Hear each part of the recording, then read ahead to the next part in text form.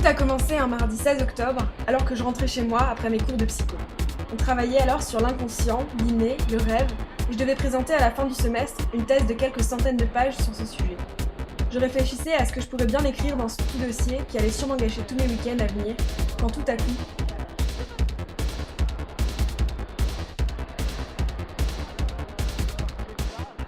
Je tenais mon sujet.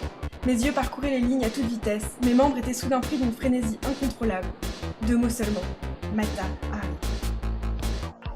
Je ne perdis pas de temps. Cette femme m'intriguait. Je ne comprenais pas pourquoi, mais j'étais comme possédée. Pourtant, je ne la connaissais pas. Elle semblait infiniment loin et en même temps tellement proche. Je lui consacrais mes jours, bientôt mes nuits, je ne pensais qu'à elle. Plus rien d'autre ne m'intéressait. Je voulais connaître tous les détails de sa vie d'espionne. Je l'admirais pour ce qu'elle était. Belle, gracieuse, charmante, courageuse, téméraire, incroyablement douée. Mata Hari. Elle avait fait preuve de volonté et de courage à l'époque où les femmes n'avaient pas beaucoup de choix. Elle travaillait pour les services secrets français et allemands. Elle a joué un rôle très dangereux et ils l'ont tuée. Ils l'ont tuée alors qu'il s'est avéré par la suite qu'elle était totalement innocente. Petit à petit, je remarquais de plus en plus de similitudes entre elle et moi. Elle était danseuse, je l'étais aussi.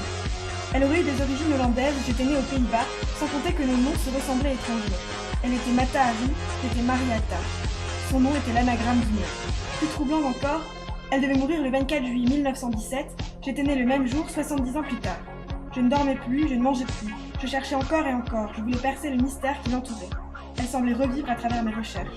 De temps à autre, je sentais sa présence. Puis rapidement, elle était devenue omniprésente. Je la voyais partout. Je rêvais de pouvoir dormir un peu. Quelques heures à peine me suffiraient. Et dormir me permettrait de faire jouer mon subconscient.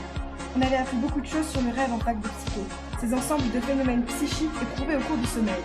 Et c'est pendant les phases de sommeil paradoxal qu'ils étaient les plus élaborés.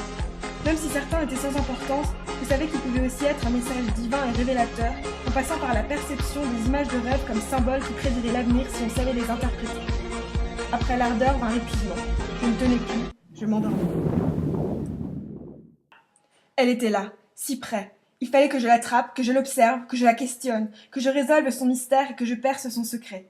Pourquoi me sentais-je si liée à cette femme que je ne connaissais pas, cette femme qui avait vécu près d'un siècle avant moi? Je voulais comprendre, à tout prix. Je pourrais, elle aussi.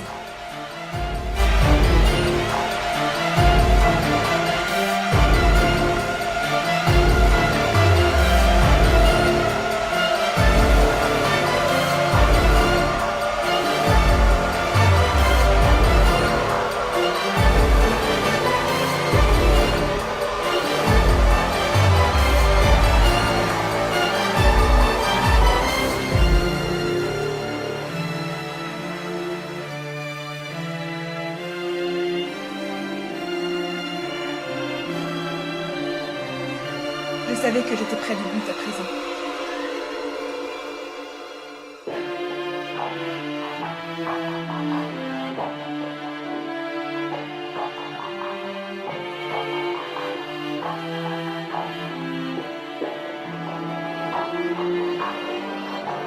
Mata Hari.